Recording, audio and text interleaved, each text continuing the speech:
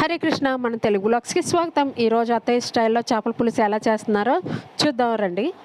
ముందుగా చేపలు తెచ్చాక క్లీన్ చేసి 1 అవర్ మ్యారినేట్ చేసి ఉంచేసారండి. ఉప్పు, పసుపు, అల్లం వెల్లుల్లి పేస్ట్, కారం వేసేసి మ్యారినేట్ చేసి ఉంచారు. తర్వాత ఉల్లిపాయలు, పచ్చిమిర్చి ఆయిల్లో వేసి బాగా వేయిస్తున్నారు. దాంతోపాటు పసుపు వేశారు.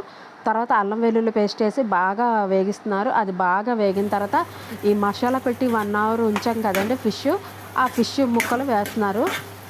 ఆ రోస్ట్ చేసిన ఉల్లిపాయలు దాంట్లో బాగా మగ్గాయి కదా, అందులో పెడుతున్నారండి. దాని తర్వాత ఏంటంటే అత్తయ్య చింతపండు పులుసు ఎప్పుడు వేడి నీళ్ళతో తీస్తారండి. చింతపండు బాగా క్లీన్ చేసుకున్న తర్వాత కొంచెం అది పిక్క ఏమీ లేకుండా కొంచెం వేడి నీళ్ళలో మరగబెడతారు.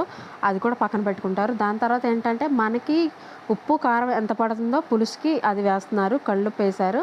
దాని తర్వాత చింతపండు తీసుకున్నారు కదండి, గుజ్జు చెప్పాను కదా వేడి నీళ్ళలో తీశారని, అది గుజ్జు చేసి చిక్కగా వేశారు. దాని తర్వాత కొత్తిమీర, కరివేపాకు వేసేసారు. దాని తర్వాత ఏంటంటే మూత పెట్టి ఒక 10 మినిట్స్ ఉంచేసారు. అది బాగా మరుగుతున్నప్పుడు జీలకర్ర, ధనియాలు, ఇంకా మెంతులు డ్రై రోస్ట్ చేసి అది పౌడర్ వేశారండి. దీంతోపాటు ఇంకో మసాలా కూడా వేస్తారు అత్తయ్య. అదేంటంటే ధనియాలు, లవంగాలు, చెక్క, నెక్స్ట్ గసగసాలు, ఒక ఉల్లిపాయ, అది కొంచెం పేస్ట్ చేసుకుంటారు.